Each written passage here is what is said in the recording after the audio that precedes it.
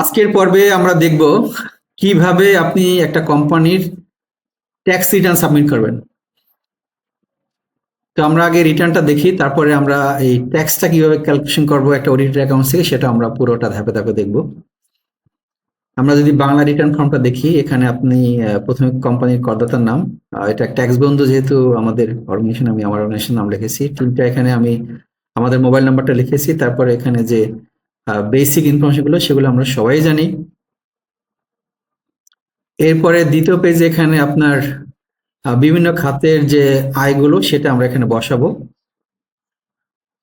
এরপরে এই জায়গাটা খুব ইম্পর্টেন্ট, 17, 18, 19, 20, এখানে আপনার উৎসে কর্তৃত্ব কর, মানে আপনার কি পরিমাণ টিডিএস কাটা হয়েছে, তারপর অগ্রিম কর, অ্যাডভান্স ট্যাক্স কিভাবে কতটুকু কাটা হয়েছে। আমাদের টিডিএস এবং অ্যাডভান্স ট্যাক্সের যে ডিফারেন্স সেটা আপনাকে জানতে হবে। এরপরে পরেরটা, আপনার যদি কোনো আগের বছরে কোনো ট্যাক্স বেশি দিয়ে থাকেন অ্যাডজাস্টমেন্ট, সেটা এখানে আসবে। এরপরে এই বছর আপনি যদি কোনো ট্যাক্স পেয়েবল থাকে সেটা আপনি দিবেন। এই চারটার যোগফল হবে আপনার টোটাল কর, যে পরিমাণ কর আপনি দিচ্ছেন, এবং অতিরিক্ত কর যদি কোনো কারণে অতিরিক্ত কর হয়ে থাকে সেটা আপনি এখানে লিখবেন।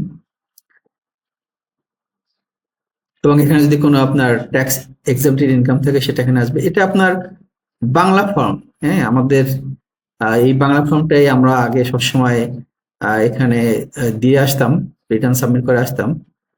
এবং এখানে দেখেন, এখানে আপনি রিটার্নের সাথে কি কি ডকুমেন্ট দিচ্ছেন সেই জিনিসগুলো এখানে দিতে হবে। যেমন অডিট রিপোর্ট দিচ্ছি আমরা, রপ্তানি এবং রপ্তানি বিপরীতে উৎসে কর কর্তন থাকলে সেটা ব্যাংকের সার্টিফিকেট, ব্যাংক বিবরণী, ব্যাংক জমার বিবরণী, ব্যাংক ঋণ এবং অন্য যদি দায় থাকে সেটা, বেতন বিবরণী, বিভিন্ন খরচের বিপরীতে উৎসে কর্তৃত কর চালান সহ। এরপর স্থায়ী সম্পত্তি সংযোজন, bill, voucher, bill of entry copy. আপনি যদি কোনো অ্যাসেট ইম্পোর্ট করেন, আপনি যদি লোকালি কোনো অ্যাসেট ইম্পোর্ট মানে আপনি কিনে থাকেন, সেটা এডিশনাল তার যে আপনার টিডিএস এর যে পার্ট সেটা আপনার এখানে দিতে হবে। এবং গ্যাস বিলের বিবরণী, আমদানি বিবরণী, বিনিয়োগের বিবরণী, অফিস ভাড়ার বিপরীত উৎসে কর কর্তন, সকল আর্থিক খরচের বিবরণী। আপনি ইনকাম স্টেটমেন্টটা নিয়ে এখানে যেসব জায়গায় আপনার করের যে ইস্যু আছে সেটা একদম সবগুলো আপনাকে নিতে হবে। এবং এই ডকুমেন্টগুলো আমরা সাজেস্ট করবো আপনি যখন অ্যাকাউন্টস তৈরি করবেন, প্রথম দিন থেকে যেন আপনার ডকুমেন্টগুলো খুব সুন্দর করে সাজানো থাকে, যাতে করে আপনি অডিটর আসলে অডিটরকে আপনি ডকুমেন্টটা দিতে পারেন। আবার ধরেন ট্যাক্সের সময় আপনি সেটা দিতে পারেন। তাই আমি সাজেস্ট করবো আপনার এই ডকুমেন্টগুলো সবসময় রাখবেন, এবং নিচে আপনার এখানে কোম্পানির এমডির নামই লেখা হয় সবসময়, এবং একটা সিল থাকে, সাইন থাকে। এটা আমাদের বাংলা ফর্ম। আমরা যদি ইংলিশ ফর্মটা দেখি, ইংলিশ ফর্মটা এখানে আমাদের ইংলিশ ফর্মটাও আছে। ইংলিশ ফর্মটাও এখানে আমরা চাইলে আপনি সেম জিনিস এক্সেলে বসানো আছে, এই এক্সেলটা আপনি ডাউনলোড করে নিতে পারেন। ডাউনলোড করে আপনি এক্সেলটা বসাতে পারেন, সেম জিনিসই এখানে আছে। এই যে আপনার ভেরিফিকেশন, তারপরে আপনার ইনস্ট্রাকশনটা আপনারা পরে নেবেন সবসময়, এবং এখানে অ্যাকনোলেজমেন্টও আসবে। ট্যাক্স কম্পিটিশনটা আপনি এখানে একদম ওয়ার্কিং গুলো এখানে কানেক্ট করে দিবেন, যাতে করে আপনার পুরো ক্যালকুলেশনটা আপনি এখানে করতে পারেন, এবং মিনিমাম ট্যাক্সের ক্যালকুলেশনটা এখানে আসবে। তবে কর্পোরেট ট্যাক্স ক্যালকুলেশনের সময় কয়েকটা বিষয় আপনি খেয়াল রাখবেন। বিশেষ করে আপনার রেগুলার ট্যাক্সটা আপনার মানে কি জিনিস, তারপরে এবং সেটা কি রেট হবে, আপনার সংশ্লিষ্ট যে বিজনেস করেন সেই বিজনেসের যে ট্যাক্স রেট সেটা হবে রেগুলার ট্যাক্স। মিনিমাম ট্যাক্স কি সেটাও আপনাকে জানতে হবে, সেটা অ্যাডজাস্টমেন্ট কি জানতে হবে।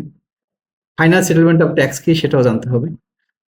এর বাহিরে ট্যাক্সের ভাষায়, ইনকাম ট্যাক্সে কোন কোন জায়গায় মানে আপনাকে কিছু ক্ষেত্রে যে খরচগুলো সেগুলোর একটা লিমিট নির্ধারণ করে দেওয়া হয়েছে। যেমন ধরেন আপনি যদি বলেন আপনার এন্টারটেনমেন্টে একটা লিমিট করা আছে, তারপর আপনি আপনার এমপ্লয়ীদেরকে পার্ক ভিজিট দিবেন, সেটাও কিন্তু একটা লিমিট দেওয়া আছে, এর বেশি আপনি করতে পারবেন না। আবার ধরেন ট্যাক্সের যে রেট, আপনি আপনার আইএফআরএস অনুযায়ী আপনি একটা ট্যাক্স রেট বসালেন, কিন্তু ইনকাম ট্যাক্সে আপনার ট্যাক্সের যে রেট সেটা আপনাকে বসিয়ে দেবে। কারণ আপনার দেখেন বিভিন্ন কোম্পানিতে ধরেন একই অ্যাসেট, হ্যাঁ, এক একটা কোম্পানি একটা রেট বসাইলো আইএফআরএস অনুযায়ী, কিন্তু আপনার ট্যাক্স সেটা মানলো না, সেটা মানার কথা না। কারণ এক একটা ডেপ্রিসিয়েশন রেটের জন্য এক এক রকম প্রফিট ইম্প্যাক্ট হয়, ট্যাক্স ইম্প্যাক্ট হয়। তাই আপনাকে ট্যাক্স ডেপ্রিসিয়েশনের যে ক্যালকুলেশন সেটা আপনাকে অ্যাডজাস্টমেন্ট দিতে হবে।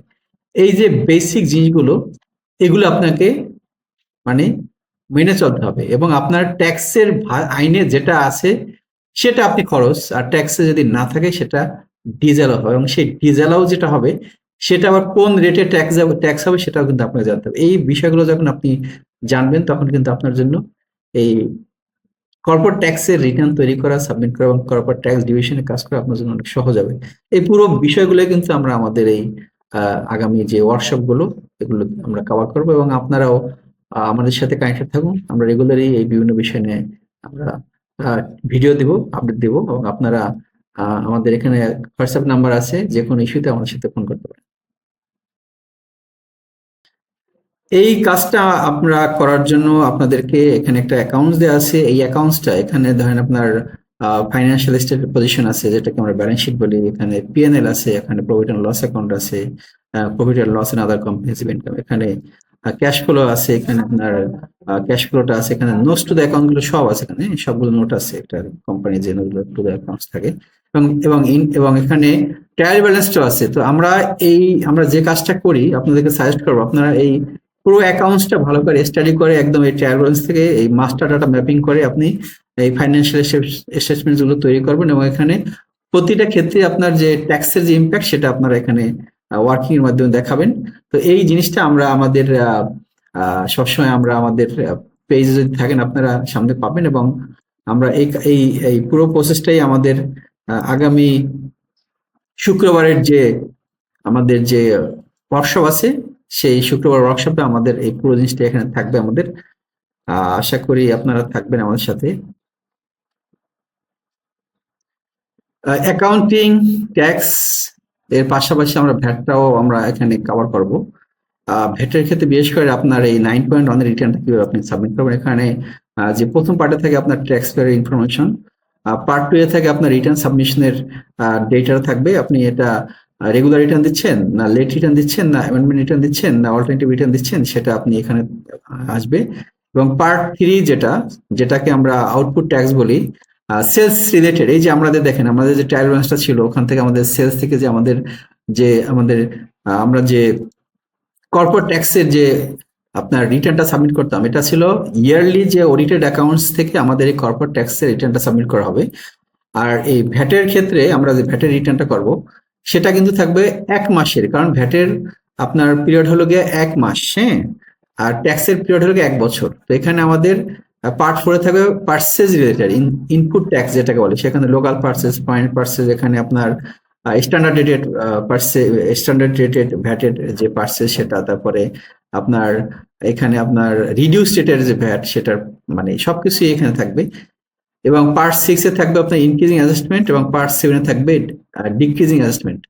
এই জিনিসগুলো আমরা প্র্যাকটিক্যালি একদম আপনার একটা কেস ধরে ধরে একটা কোম্পানির, যেহেতু ওই কোম্পানিটা আমাদের ইয়ারলি ট্রায়াল ব্যালেন্স থেকে আমরা ফাইন্যান্সিয়াল স্টেটমেন্ট তৈরি করবো এবং সেখান থেকে আমরা কর্পোরেট ট্যাক্সের অ্যাকাউন্টসটা কর্পোরেট ট্যাক্স রিটার্ন তৈরি করব, সেখান থেকে আমরা কর্পোরেট ট্যাক্স রিটার্ন তৈরি করব এবং সেই একই অ্যাকাউন্টসের 1 মাসের যে আপনার ট্রানজেকশন পার্সেস সেলস, তারপরে বিভিন্ন ধরনের যে ভ্যাট কেটে রাখা হয়, আপনার কাছ থেকে ভ্যাট কেটে রাখা হয়, এই সব কিছু কনসিডার করে আমরা এই মান্থলি যে 9.1 এর যে রিটার্নটা মূসকটা আমরা কিভাবে কমপ্লিট করে আপনার এটা সাবমিট করব সেই পুরো প্রসেসটি আমরা এখানে আমাদের আগামী 2 শুক্রবারের ওয়ার্কশপে আমরা এটা দেখাবো। আশা করি আপনারা এই ওয়ার্কশপে জয়েন করবেন এবং ট্যাক্স এবং ভ্যাট সংক্রান্ত কোনো যদি কোয়ারি থাকে আপনারা কমেন্ট বক্সে শেয়ার করে দিন এবং এই ভিডিওটা শেয়ার করে দিন যাতে করে এই ট্যাক্স ভ্যাটের যে বেসিক জিনিসগুলো সবাই জানতে পারে। Thank you.